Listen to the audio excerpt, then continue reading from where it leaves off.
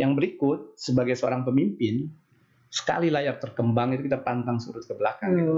Jadi kalau kita memang sudah berniat untuk membawa maju institusi yang kita pimpin, itu harus kita jalankan. Selama niatnya baik, tujuannya baik, kenapa kita harus mundur? Gitu. Itu yang harus kita jalankan. Sehingga saya yakin ke depan dengan dukungan teman-teman semua, dengan dukungan seluruh stakeholder, saya yakin UNJ akan bisa bergerak jauh lebih maju.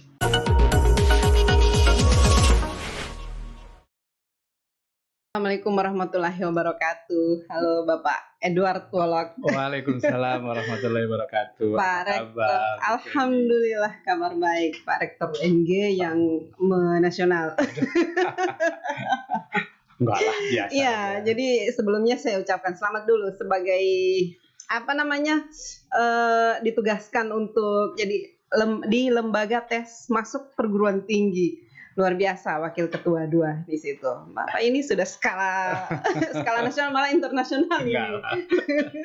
Amanah aja, kepercayaan aja iya. Untuk membantu. Bahwasanya LTMPT itu kan lembaga yang beranggotakan seluruh perguruan tinggi negeri, baik pendidikan akademik, pendidikan tinggi akademik, universitas, institut, dan juga pendidikan tinggi vokasi, politeknik, beserta pendidikan tinggi keagamaan Islam negeri di bawah Kemenak, itu penyelenggaraan SNMPTN atau jalur undangan, dan SBMPTN atau jalur tulis, itu dikoordinir oleh satu lembaga yang disebut Lembaga Tes Masuk Perguruan Tinggi. Ini yang menyelenggarakan sebenarnya selama ini proses penerimaan mahasiswa baru. Kayak UMPTN dulu begitu. Iya.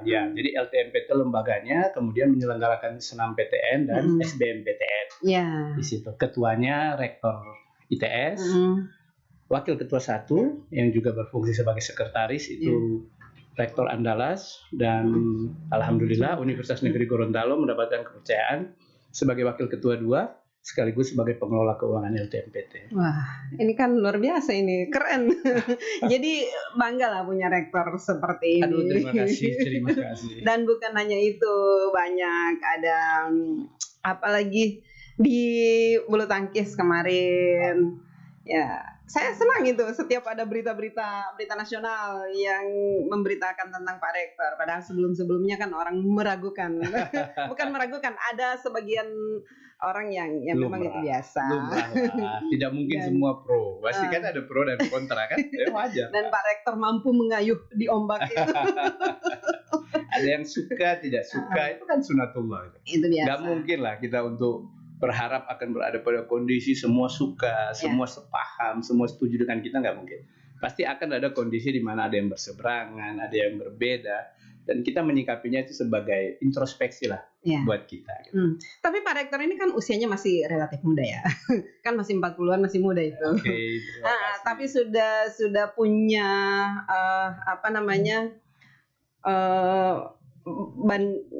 sudah punya banyak prestasi. Itu emang dari kecil bagaimana sih Pak Rektor? Kalau saya itu sebenarnya prinsipnya ngalir aja. Tetapi memang dalam mengalir itu kita mempersiapkan semuanya. Sehingga berada dalam kondisi apapun kita harus siap. Termasuk ketika misalnya saya menempuh pendidikan misalnya. Alhamdulillah, maksudnya zaman itu ya saya di TK yang saat itu disebut TK terbaik lah di Gorontalo waktu itu, pun demikian SD, SMP. Tetapi yang saya biasakan dari dulu itu kita harus tahu kapasitas kita, kemudian di lingkungan mana kita berada. Itulah yang menjadi dasar kenapa di tahun 92 bahkan udah dari tahun 91 saya sudah bercita-cita berencana untuk melanjutkan SMA di luar Gorontalo. Tepatnya tujuan saya harus ke Jawa. Padahal saat itu kalau saya ingin nyaman, sebenarnya saya di Gorontalo aja. Dengan orang tua? Iya, dengan orang tua, kemudian berada di sekolah dengan prestasi yang waktu itu juga cukup mentereng lah ya. Maksudnya di SMP Negeri 1 waktu itu, kita selalu dapat ranking terbaik, dengan prestasi yang baik, tetapi saya melihat itu kan di skala sini. Saya yakin saat itu mungkin kalau di luar itu akan punya tantangan yang berbeda dan saya tidak ingin terlena dengan itu. Makanya saya kenapa memilih sekolah SMA ke Jawa dan ternyata terbukti bahwasanya kita harus menghadapi tantangan yang lebih besar. Ya, jadi ke Jawa itu bukan karena permintaan orang tua. Bukan. Sama sekali saat itu, ya zaman itu berangkat aja pakai kapal laut. Iya. Pesawat langsung nggak ada. Kadang harus lewat Palu, kadang harus nginap di Manado. Jadi bukan perkara yang mudah gitu. Tetapi memang saya memutuskan untuk itu karena memang saya tidak ingin terlena. Jangan sampai kita merasa hebat, tetapi sebenarnya di lingkungan yang kecil. Ada lingkungan yang lebih luas, yang lebih banyak orang hebat, harusnya ke situ kita, bukan untuk bersaing. Tapi bagaimana kita menempa diri kita untuk supaya meningkatkan kapasitas kita. Itu aja sih sebenarnya tujuannya. Jadi kenapa saya suka begitu, dan ternyata itu membangun relasi yang lebih baik, relasi yang lebih luas, sampai bermanfaat hingga hari ini. Jadi keberanian untuk merantau dan itu terbawa sampai sekarang. Berani menantang. Oh iya, bukan berani menantang sebenarnya. Menerima tantangan. Ya, karena kita tahu gitu. Kita tahu kapasitas kita, apa yang kita hadapi kan gitu. Kalau kita tidak tahu yang kita hadapi, kemudian kita maju tanpa perhitungan, itu namanya konyol. Gitu. Jadi berarti maju rektor kemarin ini sudah diperhitungkan dengan matangnya ini. Wow, luar biasa. Ini kan sudah berapa tahun? Alhamdulillah sudah 2 tahun. Kemarin September ya. September berarti Oktober, November, Desember. Ya udah mau 2 tahun 4 bulan lah. 2 tahun 4 bulan. Tidak lama lagi akan ya. Oh ya, karena rektor kan hanya 4 tahun. 4 tahun. 4 tahun berarti otomatis hanya sampai September 2023. Iya, tidak terasa itu. Tidak terasa. Tapi lebih fokus ke ini saya lihat Teluk Tomini. Pengembangan kawasan Teluk Tomini. Ada yang mendasari itu. Yang pertama kita harus melihat begini.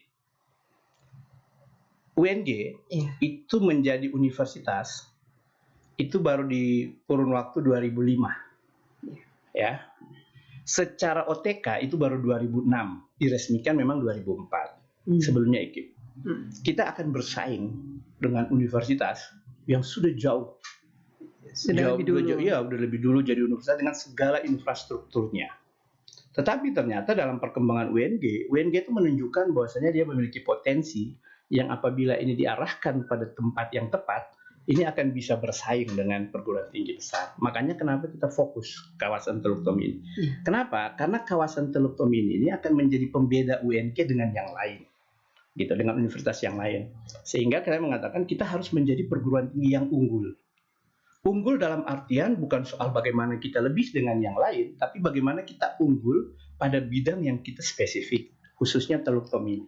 Sehingga kalau kita berbicara tentang kawasan Teluk, orang harusnya merujuk ke UNJ. Itu sebenarnya tujuannya. Iya, saya pernah baca tulisannya Prof. Yasin Tuloli, yang awalnya dia bilang orang mengatakan bahwa UNG itu unggul dan bersaing itu awalnya dia pesimis, tapi ternyata setelah dia melihat hasilnya dan memang betul. UNG sekarang unggul dan berdaya saing. Alhamdulillah. Berkat kerja keras semua teman-teman. Iya. Kemudian di kawasan Teluk Tomini ini apa saja yang sudah dilakukan? Oke. Jadi yang pertama dalam desain besar kita untuk Teluk Tomini, kita saat ini dengan bermitra khususnya dengan Kementerian Desa, Pembangunan Daerah Tertinggal dan Transmigrasi, kita sedang menggagas apa yang disebut dengan kawasan ekonomi khusus berbasis pedesaan Teluk Tomini. Ini gagasan besarnya. Untuk menuju ke sana banyak hal yang sedang kita persiapkan, kita lakukan. Bagaimana kita fokus untuk pengembangan kapasitas desa, termasuk tentu include di dalamnya penelitian dan pengajaran. Sehingga penelitian yang kita lakukan, mahasiswa KKN, itu kita arahkan ke kawasan Teluk. Dengan tujuan kita untuk mendapatkan data lebih terkini terkait Teluk Tomini. Dan hari ini itu terus kita lakukan. Bahkan Maluku Utara pun itu mau bergabung dengan kita. Ada banyak hal, mulai dari desa Pancasila, desa inovasi, desa wisata, itu semua terus kita kembangkan dalam koridor untuk mengembangkan apa yang kita sebut dengan kawasan ekonomi khusus Teluk Tomini ini. Saat ini kita sedang dalam penyusunan Sintesa 1 dan memasuki draft Sintesa 2. Ini sudah ditunggu oleh beberapa kementerian dan lembaga untuk kita sampaikan untuk ditindaklanjuti. Bahkan kita patut bersyukur kemarin dari Bappenas sudah menginisiasi untuk memfollow up progres KEK ini, gitu. Bahkan Kementerian Pariwisata juga sudah menunggu terkait apa hasil Sintesa 1 untuk di follow up dan di bagian mana Kementerian Pariwisata bisa mengambil peran. Gitu. Iya, kalau bicara kawasan Teluk Tomini ini kan bukan hanya Gorontalo kan? Sulawesi Tengah juga masuk. Ya. Itu bagaimana dengan Alhamdulillah di Juni 2020 kemarin kita sudah menyelenggarakan regional meeting yang dihadiri oleh pemerintah provinsi Sulawesi Utara, Sulawesi Tengah, Maluku Utara, dan Gorontalo, lengkap juga dengan pemerintah kabupaten kota yang ada di kawasan Teluk Tomini, yang mana semua mensupport dan memiliki kesepahaman terkait pengembangan kawasan ini. Gitu. Sehingga ini yang akan kita koordinasikan terus dan kita akan melakukan roadshow termasuk bagaimana kita melakukan informasi terkait keberadaan kapasitas kabupaten kota tersebut, terutama terkait dengan kapasitas desanya masing-masing. Iya, dukungan dari pemerintah provinsi sendiri bagaimana? Alhamdulillah sejauh ini pemerintah cukup progresif dengan kita terus melakukan komunikasi dan mensupport, termasuk juga kita sedang dengan pemerintah kabupaten kota, memang untuk gubernur terpilih yang baru, yang sudah dilantik gubernur baru Sulawesi Tengah, kami sudah beberapa kali menyusun agenda tetapi masih menunggu jadwal yang pas. Kemarin udah dijadwalkan, beliau yang bisa, saya nggak bisa. Giliran saya bisa, beliau yang belum bisa, ya insya Allah mungkin dalam waktu-waktu dekat ini kita akan berusaha untuk ketemu, sebagaimana juga kemarin dari Sulawesi Utara juga kita sudah komunikasi, sehingga pada saat sebelum eksekutif meeting nanti, yang rencana insya Allah akan dihadiri oleh Presiden kalau tidak ada halangan, itu kita sudah confirm lah semua. Itu eksekutif meetingnya kapan? Kita rencanakan antara Maret April. Apakah nanti sebelum atau sesudah puasa nanti kita akan lihat. Di mana bikinnya? Nanti kita akan tunggu. Kita akan tunggu arahan dari istana tempatnya yang paling tepat di mana. Yang hasil sintesa 1 itu? Hasil sintesa 1 itu akan menggambarkan sejauh mana potensi yang dimiliki oleh kawasan Teluk Tomini dan potensi ini sejauh mana bisa dikembangkan, bagaimana kita mengembangkannya, itu yang akan kita tampilkan di sintesa 1. Jadi lebih kepada kelayakan sebenarnya. Layak nggak sih kawasan Teluk Tomini ini menjadi sebuah kawasan ekonomi khusus berbasis pedesaan? Mengingat ini kawasan ekonomi khusus pertama di Indonesia yang berbasis pedesaan. Gitu. Iya, kemudian kan mau ke sintesa 2. Ya. Apakah sudah ditetapkan yang menjadi kabupaten atau apa yang pasti seluruh kabupaten kota yang ada di Teluk Tomini itu akan terlibat. Tetapi memang akan ada satu lokasi khusus yang menjadi sentra. Ada beberapa alternatif, tetapi kita sedang menunggu kepastiannya karena ada persyaratannya di situ.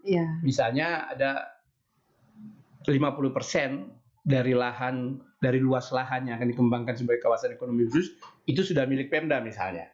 Nah, itu perlu menjadi pertimbangan. Yang berikut juga kita harus melihat terkait dengan titik strategis pengembangan kawasan ekonomi khusus ini dengan kabupaten kota yang ada. Gitu. Tentu ini kita akan tinjau kelayakannya meskipun sudah ada beberapa kabupaten kota yang sangat siap terkait dengan kondisi itu dan sedang kita follow up untuk terus kita siapkan ke arah sana. Tapi belum ditetapkan, masih dipersiapkan dulu. Masih dipersiapkan. Belum ada ketetapannya daerah mana atau kabupaten mana yang gambaran terkait daerahnya sebenarnya sih sudah ada. Tetapi kita akan bicarakan lagi dengan Kementerian Desa. Misalnya terkait yang kandidat terkuat itu ada salah satu kabupaten di Provinsi Gorontalo karena dia bersinergi dengan kawasan pengembangan transmigrasi terpadu yang dikembangkan oleh Kementerian Desa, sehingga dia akan bersinergi dengan kawasan ekonomi khusus itu. Dan itu sebenarnya permintaan juga dari Kementerian, gitu. Jadi kami mengajukan beberapa alternatif, kemudian Kementerian melihat agar lebih cepat mendorongnya, ini harus terkait dengan program yang sudah dibangun Kementerian sebelumnya terkait kawasan, dan itu ada di Provinsi Gorontalo. Oh iya, tapi tidak menutup kemungkinan di provinsi lain? Bisa. Karena nanti yang menjadi pusatnya misalnya kita tetapkan satu, apa yang menjadi komoditas unggulan dari provinsi lain ini akan ikut menopang. Nah, ini yang unik. Uniknya adalah seluruh kabupaten kota dia akan mengembangkan masing-masing dengan potensinya yang ada. Cuman kita harus punya satu sentra yang akan menjadi hub di kawasan Teluk Tomini. Dan apakah kabupaten yang sudah dipersiapkan ini siap untuk itu? Bisa dari bisa sisi, menjawab apa dari yang sisi menjadi lahan, dari sisi lahan sudah siap. Kemudian kawasan yang menjadi program kementerian itu juga terdapat di kabupaten situ, SDM-nya juga sudah dipersiapkan, termasuk sarana pelabuhan dan sebagainya sebenarnya siap. Jadi di Sintesa 2 ini akan ada penetapan kawasan kita akan ke sana nanti di Sintesa 2, kita akan komunikasikan dengan kementerian karena memang nantinya ke depan dia akan bersinergi antara kawasan ekonomi khusus Teluk Tomini dengan BKSU yang ada di utara gitu. Iya. Karena dalam kerangka kita untuk menopang ibu kota negara yang baru IKN gitu. Ya, kemarin kan Pak Rektor rencananya mau paparkan soal Teluk Tomini ini kan di Komisi 2 yang mau datang ke Bone Pesisir. Oke. Nah, kaitannya dengan Ini- Bone Pesisir apa Ini yang pertanyaan orang Bone Pesisir ya. mengarah-mengarah? Mengarah-mengarah. Oke. Jadi kalau terkait dengan Kan Bone sekaligus kita memproklamirkan bahwa Bone Pesisir ini mampu Oh, iya. punya Jadi, potensi. kalau Bone Pesisir itu kan dia memang satu kawasan yang ada di Teluk Tomini. Pasti itu tidak bisa lari lah dari Iya. pengembangan Teluk Tomini. Cuman nantinya kita akan melihat di data yang kita kembangkan yang mungkin saat ini masih dengan kabupaten induknya, Iya. tapi kita sudah bisa melihat kecamatannya. Itu kan yang akan menjadi potensi dari Bone Pesisir yang nantinya itu akan menjadi bagian dari pengembangan kawasan ekonomi khusus Teluk Tomini tadi. Iya, jadi dengan potensi yang dimiliki oleh Bone Pesisir bisa dikembangkan. Ya kita akan lihat data. Harusnya bisa. Harusnya Harusnya bisa. bisa. Karena pengembangan kawasan Teluk Tomini itu kan itu bukan hanya mimpi. Iya. Kita bisa melihat bagaimana Shenzhen Cina itu dikembangkan, dia juga berasal di kawasan Teluk. Kalau kita melihat Shenzhen tahun 80 sama 2016 itu perbedaannya luar biasa. Iya, iya. Gitu. Jadi sebenarnya itu ada potensi yang apabila kita serius itu bisa kita dorong gitu. Karena melihat Shenzhen itu juga dulu adalah daerah miskin, Iya. daerah nelayan yang miskin, tetapi hari ini begitu dikembangkan, industrinya berkembang luar biasa, itu beberapa perusahaan besar dunia ada di sana, tetapi tentu itu akan menjadi motivasi lah bagaimana kita mendorong kawasan ekonomi khusus Teluk Tomini. Tapi itu butuh waktu berapa lama itu untuk bisa? Kalau kita lihat Shenzhen kan memang butuh waktu lama. Tetapi memang kalau kita melihat sudah ada yang jadi, kemudian dengan kesungguhan dan sinergitas kita semua, tentu kita bisa melakukan akselerasi. Tetapi sekali lagi ini kerja besar, ini kerja berat. Iya, dan tidak bisa hanya dikerjakan oleh UNG atau rektor sendiri. Karena eksekutornya itu tetap ada di pemerintah. Kita dari institusi akademik ini akan menjadi fasilitator. Gitu. Kita akan menjadi fasilitator, kita akan menggarap, kita akan mengembangkan. Bahwasanya ini memiliki potensi. Tetapi untuk eksekutornya itu tetap harus di pemerintah. Makanya kenapa kami tetap tidak bisa lepas untuk menjadikan program ini sebagai bagian juga dari program kementerian. Jadi pengabdiannya UNG ini sudah langsung fokus ya. Kayak tadi Pak Rektor bilang KKN Ya, itu sudah. Ya, karena kita harus melihat begini. Di kawasan Teluk Tomini, satu-satunya perguruan tinggi negeri dengan kualifikasi akreditasi A itu hanya UNG. Samratulangi berada di bagian utara. Tadulako berada di bagian barat. Universitas Negeri Manado juga ada di bagian utara. Di kawasan Teluk Tomini itu hanya UNG. Sehingga wajar kalau UNG fokus ke sana. Gitu. Dan kami kepentingannya kan kalau akademik kan tidak jangka pendek. Kita memiliki jangka panjang. Tentu Gorontalo harus siap. Karena UNG berada di Gorontalo, maka Gorontalo harus siap untuk menjadi daerah rujukan pendidikan di kawasan Teluk Tomini. Sebagaimana sebenarnya hari ini banyak mahasiswa kita yang berasal dari kawasan ini. Jadi ini yang semakin kita kembangkan. Gorontalo harus menjadi ramah untuk orang yang ingin sekolah, terutama untuk masyarakat di kawasan Teluk Tomini. Iya. Terus dengan sekolah desa itu masih satu ini juga? Iya, sekolah desa itu dalam bagian karena kita fokus dalam peningkatan kapasitas desa, maka sekolah desa ini kita hadirkan dalam kerangka untuk meningkatkan kapasitas SDM aparatur desa. Yang semula kita hanya mempersiapkan 2 program studi, tetapi setelah kita kerjakan bersama dengan Kementerian Desa, dengan beberapa perguruan tinggi yang lain juga, akhirnya kita diminta untuk menyiapkan 11 program studi untuk mengakomodir aparatur desa yang ingin melanjutkan studinya. Konsepnya seperti apa itu? Jadi kita akan menggunakan konsep RPL, rekognisi pembelajaran lampau, di mana jadi seseorang yang sudah menjabat kepala desa, misalnya ini contoh, seorang yang sudah menjabat kepala desa selama 4 tahun atau 5 tahun dengan segala macam yang sudah dilakukannya, keberhasilannya itu akan kita hitung. Ini setara dengan berapa SKS. Jadi ketika dia untuk menjadikan, jadi dia tidak harus kuliah begitu. Tidak harus kuliah 4 tahun. Tidak harus kuliah 4 tahun. Dengan berbekal pengalaman yang sudah dia punya, ini bisa kita konversi setara dengan berapa SKS. Sehingga bisa saja nanti dia hanya akan kuliah 2 atau 3 semester plus kurikulumnya? Ya, kurikulumnya akan Di- mengikuti itu. akan Mengikuti itu. Jadi misalnya gini, Iya. kalau kita kan mengajarkan misalnya terkait manajemen kepemimpinan. Iya. Dalam melaksanakan tugas sebagai kepala desa 4 tahun, itu kan sudah dipraktekkan. Nah, itu akan kita hitung tuh, akan kita konversi, bahwasanya itu udah nggak perlu lagi. Karena dia sudah di tataran implementasi kan. Iya.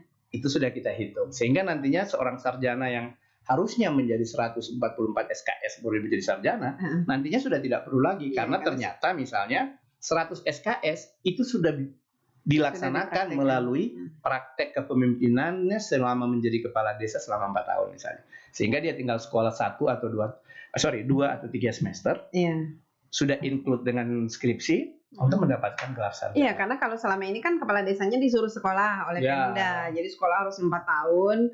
Nah, bagaimana mereka bisa bekerja untuk rakyatnya kalau misalnya harus disibukkan juga dengan kuliah. Tapi memang ini kita tidak membuka prodi baru. Kita menyesuaikan dengan prodi yang sudah ada di UNG sehingga kualitas lulusannya itu tetap bisa kita pertanggungjawabkan sebagaimana standar sebuah perguruan tinggi dengan institusi akreditasi A. Di UNG itu ada prodi apa? Ilmu pemerintahan? Kita ada administrasi publik, ada sosiologi, ada peternakan, ada beberapa prodi lagi lah. Iya, gitu. Jadi mereka bisa menyesuaikan. Ya. Kapan ini nanti? Sementara berproses, kita harapkan tahun ini sudah akan ada rekrutmen. Kemarin sebenarnya kita sudah dalam proses seleksi tahap awal, cuman dari kementerian meminta untuk kita serentak di tahun 2022 ini. Dan itu sudah disosialisasikan ke semua? Sudah. Sosialisasi, asosiasi kepala desa juga sudah datang ke kampus, kita sudah jelaskan dan sebagainya, dan animonya ternyata luar biasa gitu. Dan ini kita nantinya akan menjadi pionir untuk tidak hanya dilaksanakan di Gorontalo dan kawasan Teluk Tomini, tetapi juga di daerah lain. Iya. Ada berapa desa di Gorontalo? Di Gorontalonya kurang lebih ada 732 desa ya kalau nggak salah. Jadi hafal. Ada berapa desa yang sudah atau yang belum, berapa desa yang belum pernah didatangi Pak Rektor? Ya pokoknya pelan-pelan kita akan datangi lah. Kita akan datangi. Ya, sudah berapa persen yang didatangi? Nggak menghitung, tidak menghitung, pokoknya jalan aja. Makanya sebenarnya saya juga tidak ingin hitung-hitung ya berapa sih jumlah desa dan sebenarnya saya nggak ingin hafal itu. Pokoknya kita kerja aja deh. Jalan saja. Kan yang jelas tumbas sudah. Permintaan masuk terus untuk didata. Cuman kan kita menyesuaikan dengan waktu juga kan. Iya, jangan-jangan nanti ada yang pikir ini lagi sosialisasi ini mau. Sosialisasi UNG dan kawasan ekonomi khusus. Itu harus disosialisasikan. Tapi termasuk sosialisasi sekolah desa. Itu harus. Iya, sudah banyak yang ini juga yang yang merespon untuk sekolah desa.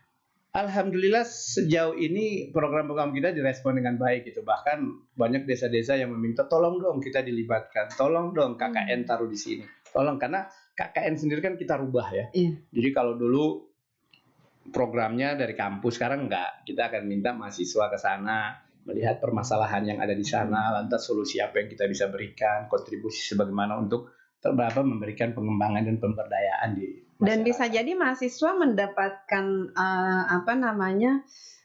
inspirasi untuk skripsinya mungkin. Ya, dan bahkan dengan konsep Merdeka Belajar itu akan sangat membantu sehingga ke depan mahasiswa yang di desa bukan lagi 45 hari. Bisa saja 1 semester, 6 bulan mahasiswa berkontribusi di desa itu sehingga kontribusi terkait pemberdayaan peningkatan kapasitas desa itu bisa lebih terasa. Tapi apakah itu tidak akan menambah waktu belajar? Enggak, karena dengan Merdeka Belajar itu dihitung. Jadi ketika mereka 6 bulan, mereka 6 bulan berada di desa itu akan setara dengan 20 SKS 1 semester. Jadi kuliahnya 1 semester itu nanti akan di desa. Jadi kuliahnya langsung di desa. Dan itu dibagi berapa orang per desa? Iya, akan dibagi berapa orang tergantung bidang ilmunya, apa yang dia kerjakan di situ. Kemudian ada dosen tetap ada dosen pembimbing. Itu sudah diterapkan sekarang. Yang Merdeka Belajar kan sudah, Merdeka tapi yang 1 semester itu ini sementara kita persiapkan karena ini juga pilihan. Ya, jadi sekali lagi ini pilihan untuk mahasiswa yang mahasiswa berkeinginan. Oh, jadi tidak dipaksa harus ada 6 bulan di sana. Jadi kalau mereka memilih untuk kuliah reguler ya nggak apa-apa. Tapi kalau ingin memanfaatkan Merdeka Belajar dengan 3 semester bisa di luar kampus ya kita persilahkan. Untuk penilaiannya memang kontrol Itu sudah ada mekanismenya, konversi mata kuliahnya seperti apa, nanti akan dihitung dari outputnya gitu. Iya. Setelah ini apa lagi yang ada di benaknya Pak Rektor ini? Yang pasti begini, kita ingin ke depan keunggulan UNG itu harus makin muncul gitu ya. Baik di bidang pendidikan, karena memang kita ex LPTK, karena kita harus akui misalnya alumni guru-guru yang ada di Provinsi Gorontalo dan sekitar itu kan mayoritas dari UNG. Tetapi yang paling penting adalah kita ingin bahwasanya keberadaan UNG itu bukan hanya melahirkan konsep keilmuan, tetapi konsep keilmuan dan gagasan yang dilahirkan ini adalah yang bisa dieksekusi oleh pemerintah daerah, sehingga bagaimana daerah Gorontalo dan sekitarnya kawasan Teluk Tomini dan Maluku Utara ini bisa terus berkembang. Jadi Maluku Utara juga sudah. Iya, jadi kemarin di regional meeting kita 26 kabupaten kota itu include 10 kabupaten kota yang ada di Maluku Utara. 16 kabupaten kota yang ada di kawasan Teluk Tomini plus 10 kabupaten kota yang ada di Maluku Utara. Keren. Jadi sudah ada progres juga dengan. Alhamdulillah Pak Gubernur merespon dengan baik. Dari pihak kementerian juga mensupport itu karena memang potensi di kita kan besar. Potensi kita itu besar. Bahkan sebenarnya kawasan Teluk Tomini ini kalau kita lihat dari sejarahnya itu kan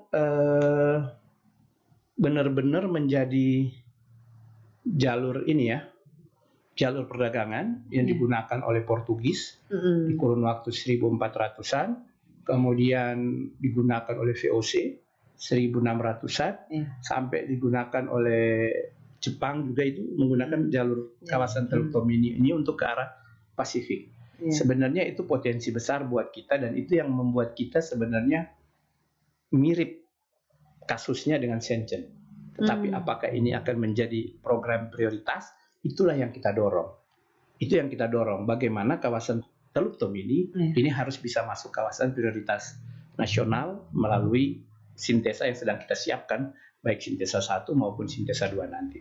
Dan dengan dukungan dari Bappenas dan kementerian lembaga yang lain, kita yakin itu harusnya bisa kita wujudkan. Iya, artinya dengan adanya dukungan dari pusat ini kan berarti program ini memang benar-benar diharapkan juga. Iya. Ini untuk mengisi sebenarnya program pengembangan kawasan timur yang saat ini juga sebenarnya belum banyak. Nah, orang bilang apakah kita tidak Gorontalo sentris? Kalau misalnya pusat kawasan ekonomi khusus tadi ada di Gorontalo. Perlu dilihat bahwasanya di kawasan Teluk Tomini yang terdiri dari 4 provinsi ini dengan Maluku Utara, semuanya kan sudah memiliki kawasan ekonomi khusus. Masing-masing. Sulawesi Tengah sudah memiliki KEK Palu. Sulawesi Utara ada Likupang dan Bitung. Kemudian di Maluku Utara ada Morotai. Jadi kalau kawasan ekonomi khusus ini justru ada di Gorontalo, ini akan menjadi hub dan pengembangan dari 4 kawasan ekonomi khusus yang sudah ada sebelumnya, tetapi ya mohon maaf memang sampai hari ini belum bisa berkembang secara optimal. Tentu dengan keberadaan kawasan ekonomi khusus Teluk Tomini ini akan semakin mendorong KEK yang ada untuk berkembang dan memberikan kontribusi positif untuk kawasan timur Indonesia. Dan ini di bawah koordinasi dari UNG. Ya, kita menyampaikan gagasan ini dan alhamdulillah so far semua pemerintah daerah juga, karena kalau UNG kan menjadi lebih netral. Betul. Menjadi lebih netral dan kepentingan kami juga kan sebenarnya secara pragmatis kan hampir tidak ada. Tidak ada juga kepentingan politis. Kepentingan politis, kepentingan pragmatis kita tidak ada. Tetapi bisa dibayangkan kalau kawasan ekonomi khusus Teluk Tomini ini tumbuh dan berkembang, dia menjadi magnet. Nggak usah muluk-muluk lah. Yang hari ini jumlah orang yang kuliah di Gorontalo hanya 40-an ribu, ke depan menjadi 100.000, impact ekonominya kayak apa coba buat Teluk Tomini? Gitu. Tentu juga pengembangan kapasitas perguruan tinggi yang ada di Gorontalo tentu didorong, dituntut untuk jadi ikut lebih berkembang. Jadi bukan hanya UNG. Bisa jadi ini perguruan tinggi yang lain ikut sama-sama mengroyok ini. Karena tidak mungkin kalau jumlahnya 100.000 mahasiswa akan ada di UNG 80.000 nggak mungkin. Nggak mungkin. Pasti dia akan tersebar. UNG sekarang berapa mahasiswanya? Alhamdulillah kita ada di angka hampir 22.000. 22.000. Selebihnya tersebar di 15 perguruan tinggi yang lain. Memang lebih dari 50% jumlah mahasiswa yang ada di Gorontalo itu adanya di UNG. Tapi hal itu ya wajar lah. Karena kan UNG merupakan perguruan tinggi yang sudah lama eksis berdiri sebagai perguruan tinggi negeri yang ada di Gorontalo. Itu sesuatu yang wajar. Tetapi semakin UNG berkembang, maka yang perguruan tinggi lain pasti akan semakin terdorong. Iya. Gitu. Perguruan tinggi di luar kayak di Manado, kemudian di Sulawesi Tengah, itu kan ikut mendukung juga. Pasti mereka. Jadi ketika mengembangkan kawasan ekonomi khusus Teluk Tomini ini, kami melakukan kerjasama dengan Samratulangi, Tadulako, Universitas Negeri Manado, bahkan juga nanti dengan Universitas UIN ataupun Hairun di Maluku Utara itu kita libatkan. Gitu. Karena memang ini kerja besar, nggak mungkin UING seorang diri, nggak mungkin. Harus dengan kolaborasi dan sinergitas dengan semua stakeholder yang memiliki kepentingan terkait kawasan ini harus kita libatkan. Dan alhamdulillah sampai sejauh ini semua Pemda merespon dengan positif. Termasuk Gorontalo. Termasuk Gorontalo. Iya, sampai gitu. Sejauh mana dukungan Gorontalo? Dukungan bahkan ada misalnya kayak Kabupaten Bualemo itu sudah siap untuk menganggarkan untuk supporting terkait dengan penelitian dan penyiapan grand design untuk kawasan ekonomi khusus Teluk Tomini. Gitu. Belum nanti kabupaten yang lain, termasuk nanti pembentukan sekretariat dan sebagainya itu akan kita. Iya, nanti kan untuk pengurusnya ya di sini ya, sekretariatnya kalau misalnya. Idealnya memang nanti sekretariatnya akan ada di UNG supaya netral. Jadi kita tidak menyebutkan berada di daerah, tetapi kita menyebutnya di kampus. Kalau di kampus semua daerah bebas mengakses, kan gitu. Dan semua daerah bebas menempatkan perwakilan. Selain itu apa kontribusi UNG untuk daerah? Dari sisi mana dulu nih? Kontribusi apa dulu? Kalau kontribusi yang bersifat apa? Kalau yang bersifat ekonomi tentu kita harus akui, misalnya nih kita punya gambaran, UNG itu kan 20.000 mahasiswa, taruhlah 20.000 gitu kan. Kalau 20.000 itu rata-rata seorang mahasiswa itu membelanjakan atau potensi dia hidupnya baik kos, transportasi, makan dan sebagainya rata-rata 2 juta aja atau 1 juta lah, kita ambil bawah aja deh, kos, makan apa sudah 1 juta deh per bulan. Kalau 20.000 itu kan berarti per bulannya itu kan ada di angka 20 miliar putarannya. 1 tahun berarti ada 240 miliar putaran yang disebabkan oleh keberadaan UNG. Bayangin impact-nya untuk daerah kota kayak apa. Gitu. Itu kalau kita 1. Kalau kita 1,5 360 miliar. Hampir tidak ada institusi lainnya yang bisa menyebabkan putaran uang sebesar itu real di masyarakat. Itulah kenapa saya katakan tadi, bisa kita bayangkan kalau jumlah mahasiswa ini menjadi makin besar, memilih Gorontalo sebagai pusat pendidikan. Apalagi sudah ada kedokteran sekarang. Ya, kita lihat ya kayak Jogja. Jogja itu putaran uangnya di sektor pendidikan, terutama pendidikan tinggi. Wah, itu udah bukan ratus miliar, itu udah triliun. Sehingga ketika terdampak pandemi, kemudian sekolah ini harus online, itu dampaknya luar biasa. Karena itu kan uang berputar yang akan menggerakkan ekonomi real. Kayak kemarin ketika kita lihat UNG harus online, betapa banyak usaha kos-kosan yang harus terganggu, usaha makan yang terganggu, belum usaha-usaha lain yang relevan gitu. Termasuk dampaknya kan ke transport, kehilangan. Karena bentor. Istimewanya mahasiswa ini kan dia mobile, bergerak tiap hari. Jadi banyak sektor itu yang ikut tergerakkan. Sehingga memang dengan potensi Gorontalo hari ini kita harus bersyukur. Gorontalo itu kan termasuk daerah yang nyaman, aman, relatif masih terjangkau segala sesuatunya. Sehingga potensi untuk menjadi pusat pendidikan sebenarnya besar sekali. Nah sekarang kan sebagian sudah pindah ke Bone Bolango. Ini kan ikut kecipratan juga Bone Bolango. Oh iya, dan kecipratannya besar. Bahkan pemerintah daerah, Pak Bupati sendiri mengakui. Kita berikan contoh, itu termasuk sebuah program yang berdampak langsung di sektor ekonomi misalnya. Kita lihat dulu nggak pernah terbayangkan kan, daerah kampus baru sekarang itu akan hidup dengan begitu banyak kos-kosan. Tanah sekarang sudah mahal. Sudah mahal. apalagi tahun ini kita akan mulai kuliah offline kan. Kita akan mulai Jadi tahun ini tatap muka. semua offline. Ya kita akan lakukan secara bertahap. Tentu tetap dengan mengedepankan protokol kesehatan, tetapi memang kita sudah akan menerapkan kuliah tatap muka. Bayangin, Bone Bolango dulu nggak ada yang kesana hari ini. Kalau dalam situasi normal, itu pagi itu bisa 8.000 orang tuh yang bergerak ke Bone Bolango. Itu kos-kosan sudah banyak di sana.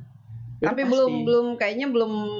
Karena kan terganggu pandemi kemarin, terganggu pandemi. Jadi kalau kos-kosannya udah tumbuh, rumah makannya akan tumbuh, lain-lainnya akan mengikuti gitu. Ya pokoknya banyak potensi yang dimiliki oleh Gorontalo. Kawasan Teluk Tomini ini kawasan yang kaya, cuman ya memang bagaimana kita menjadikannya dia bisa menjual gitu kan, mendatangkan nilai tambah. Iya, jangan hanya ya dibiarkan begitu saja. Nggak boleh gitu. Nah ini kan Pak Rektor tinggal berapa, 1 tahun lebih ya, 1 tahun lebih jadi rektor. Sementara ini program masih harus jalan. Kalau misalnya Pak Rektor sudah kita kan artinya begini, ini kita rasional saja. Kalau misalnya Pak Rektor banyak pemikiran yang mulai banyak ide-ide yang juga digunakan oleh orang banyak atau sudah mendapat respon dari pusat seperti sekarang ini, kan bukan hal yang tidak mungkin kalau Pak Rektor itu dibutuhkan juga di tempat lain. Hari ini saya masih fokus di UNG. Saya nggak berpikir kemana-mana. Saya pokoknya fokus untuk membesarkan UNG, memajukan UNG dengan segala kontribusinya untuk Teluk Tomini lah. Sampai kapan? Ya selama saya bisa kan saya lakukan. Ini kan saya kan dalam posisi kan saya menjadi rektor, sudah saya akan lakukan. Menunggu sampai tuntas, sampai selesai program ini baru kita jalankan. Tentu kita berharap kalau dia bisa selesai makin cepat ya makin baik kan. Makin gitu. Cepat ya. Kalau misalnya cepat selesai, misalnya cepat ada hasilnya. Dan Pak Rektor bisa memprediksi berapa lama ini bisa kelihatan hasilnya. Andaikan kemarin itu mungkin kita tidak berada dalam situasi COVID, mungkin akselerasinya bisa lebih cepat ya, tidak dalam pandemi. Tetapi kalau kita melihat ini dengan keyakinan yang disampaikan oleh Pak Menteri Desa, kemudian juga supporting dari Bappenas, Kementerian Dalam Negeri, kita optimis lah. 1-2 tahun ke depan harusnya ini sudah mulai terlihat hasilnya dan sudah memberikan dampak. Iya, 1-2 tahun ke depan sudah kelihatan hasilnya. Berarti sudah bisa ditinggalkan UNG-nya. Biarlah masyarakat UNG yang menentukan, gitu kan. Apakah saya harus seperti apa gitu. Karena kan basically kan saya dosen. Jadi tugas saya kan melakukan tridharma. Dan di satu sisi masih banyak yang menginginkan juga Pak Rektor di situ. Di mana, di UNG? Di UNG. Ya sudah, kita jalan aja, kita bismillah aja pokoknya. Kan begini, Pak Rektor itu kan sebelum jadi rektor ya, sudah punya perhitungan yang matang. Saya kalau maju ini begini. Nah ini harusnya sudah ada juga dong, sudah ada planning yang lebih maju lagi ke depannya. Kalau kita bicara planning, pasti ada. Ya. Tapi hari ini kan kita fokus di UNG. Begitu. Dan harusnya begitu. Harusnya begitu. Saya fokus di UNG dulu. Gitu. Jadi karena kalau mau bicara apapun hari ini kan orang kan melihatnya, oh iya, Edward Wolok itu kan rektor. Jadi yang paling enak saya bicara soal kampus dan kontribusinya. Kalau bicara di luar kampus ya bolehlah bicara PBSI misalnya, gitu kan. ISNU. Bolehlah, PGRI, bolehlah. Apa lagi?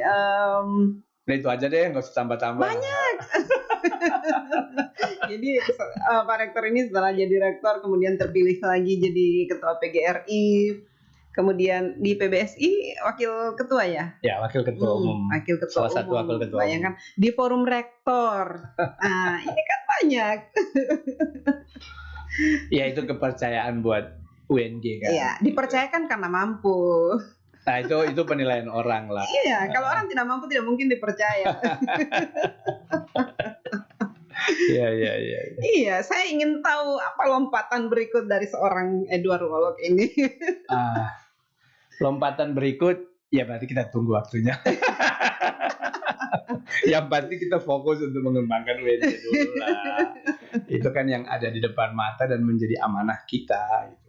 Dan terus terang saya sangat senang gitu ya. Bukan senang sih, bahagia ya ketika melihat UNG itu bisa maju itu saya bahagia banget gitu. Karena saya yakin Gorontalo itu sebenarnya memiliki potensi yang luar biasa. Dulu ketika ibu saya kan, jadi ibu saya itu kan seorang guru. Ya. Ketika beliau dipercayakan menjadi kepala sekolah SMP pertama kali itu SMP Negeri 2 Botupingge. Ya. Dia bukan SMP besar sebenarnya.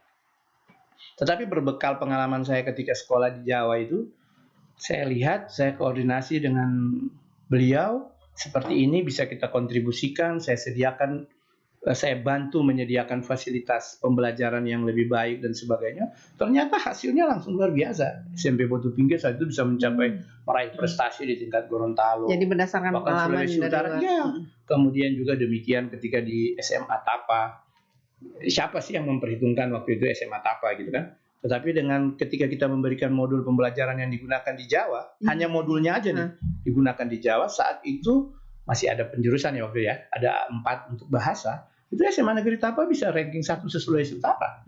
Kalau sekarang kan ada studi banding, ya, jadi ini Pak Rektor yang yang belajar dari sana kemudian melihat itulah kenapa saya merasa terpanggil untuk ikut membesarkan UNG. Tentu kita butuh kerja keras dan kita butuh lompatan agar supaya UNG bisa lebih bersaing dengan yang lain. Dan apa yang sudah kita lakukan hari ini, kita yakini itu sudah berada pada jalur yang tepat.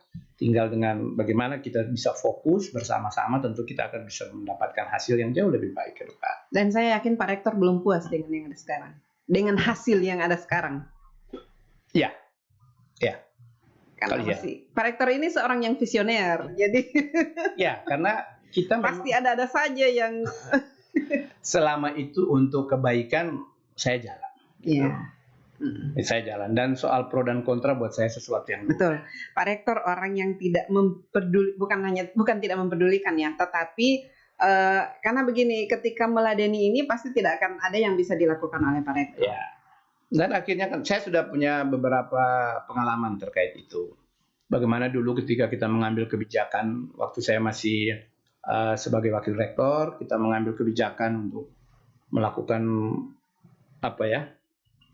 pembangunan di kampus, banyak juga yang kontra.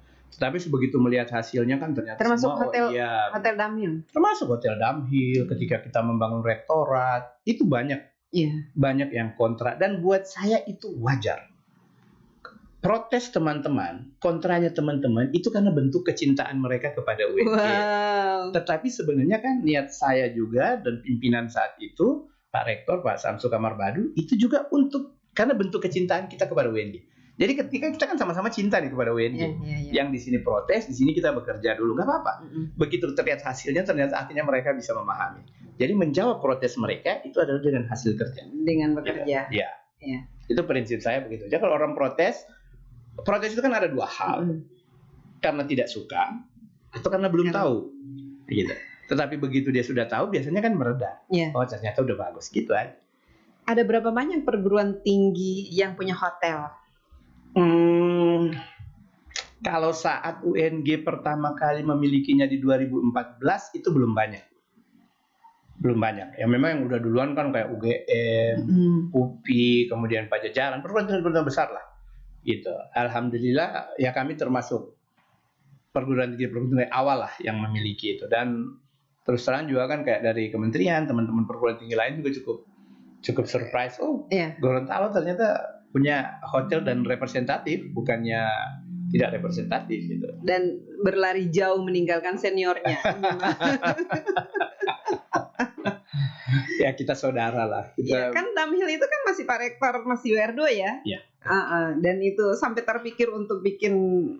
Karena begini, kita bukan berada di daerah industri.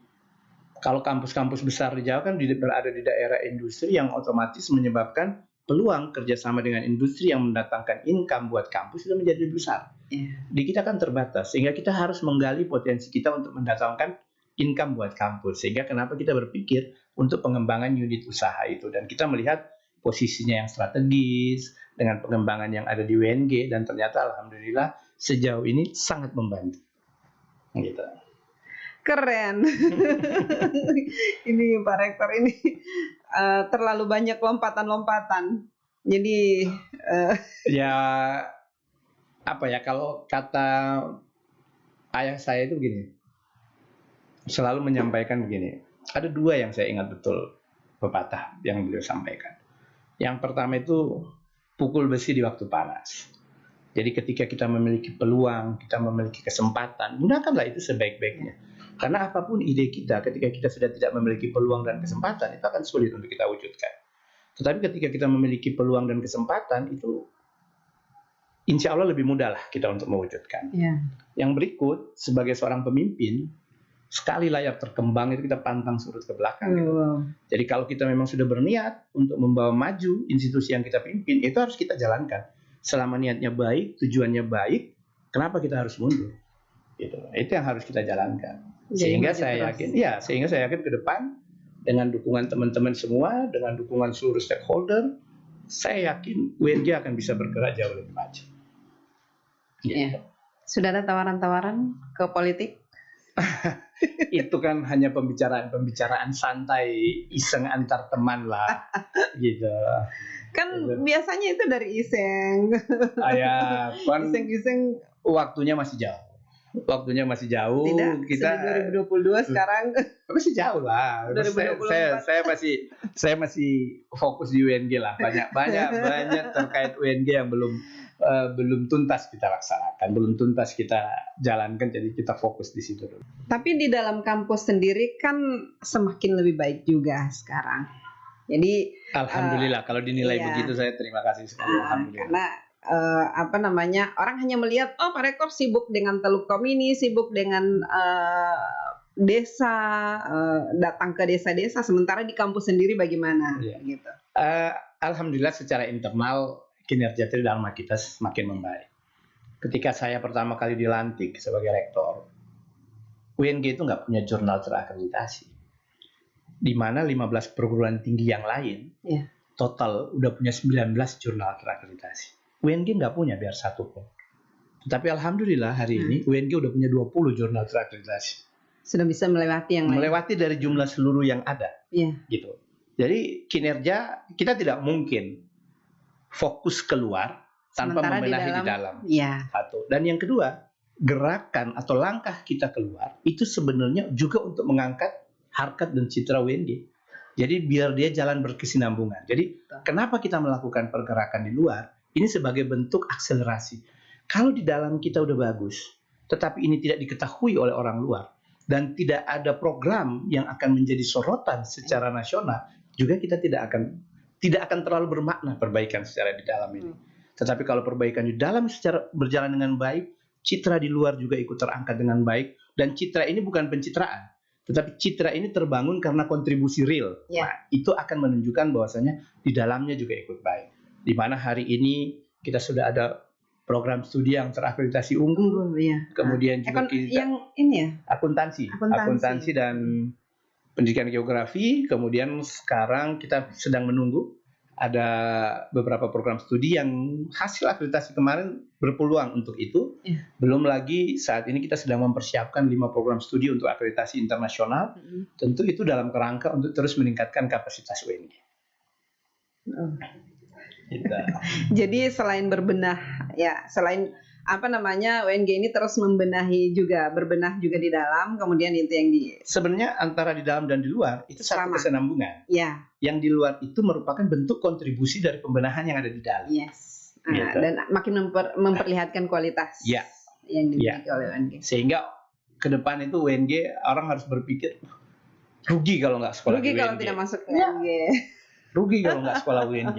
Ngapain jauh-jauh? Rugi kalau nggak sekolah di UNJ. Dan itu terbukti. Hari ini saja mahasiswa kita itu berasal dari 27 provinsi. Tadi pagi saya baru mengukuhkan guru profesional lulusan PPG. Itu 948 guru. Berasal dari 32 provinsi loh. Iya. Saya punya fotonya. Ada. Kita punya foto. Oh ini ya. Update banget nih Bu Femi. Ini apa? Jadi disebut guru profesional itu adalah seorang guru yang sudah lulus dari pendidikan profesi guru. Sehingga hari ini dia menerima sertifikat pendidik, sehingga di belakang namanya sekarang ada GR. gelar GR. Oh gitu. Ya, Iya. jadi harus lulus pendidikan profesi untuk menjadi seorang guru. Oh jadi seperti apa ya di kesehatan juga ada Ya, nurse kalau misalnya gitu. nurse gitu, itu seperti itu. Iya, tapi kan biasanya kalau alumni seperti saya misalnya ada akta 4, akta mengajar itu sama ya? Beda ya? Beda. Beda. Oh. Ada lagi penyerahan laptop.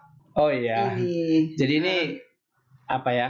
Jadi kita memfasilitasi semua operator yang ada di kampus yang bertugas untuk menginput dan mendata terkait semua hal terkait UNG, terutama baik yang terkait dosen, kemudian terkait mata kuliah. Ini kita fasilitasi dengan laptop agar supaya keinginan kita untuk mendapatkan data yang lebih terintegrasi dan baik untuk penilaian PD Dikti itu bisa lebih terwujud. Iya, ini kan termasuk pembenahan internal ini. Ya, harus untuk meningkatkan kualitas. Ya, meningkatkan kinerja mereka juga kan. Wah, ini foto yang kegiatan hari ini. Ini orang-orang yang dapat laptop. Oh ya, ini perwakilan lah. Iya. Nah, total ada 50 operator yang ada di kita. Di lingkungan UNG. Ya, itu semuanya kita fasilitasi dengan laptop. Oh, keren. Ya. Oke, terima kasih banyak. Terima kasih sudah datang di sini. Saya sudah mengganggu waktunya. Apa-apa. Terima kasih, saya maksudnya dibantu untuk ikut sharing informasi tentang UNG. Saya senang sekali. Dan saya sangat berterima kasih kedatangan. Sama-sama. Insya Allah bisa makin sukses. Amin. Iya, rektor milenial ini. Oke, sekali lagi terima kasih. Semoga apa yang disampaikan pada hari ini bisa menginspirasi banyak orang, bisa memotivasi dan ya manfaatnya banyak lah. Amin. Ya, assalamualaikum warahmatullahi wabarakatuh. Waalaikumsalam warahmatullahi wabarakatuh.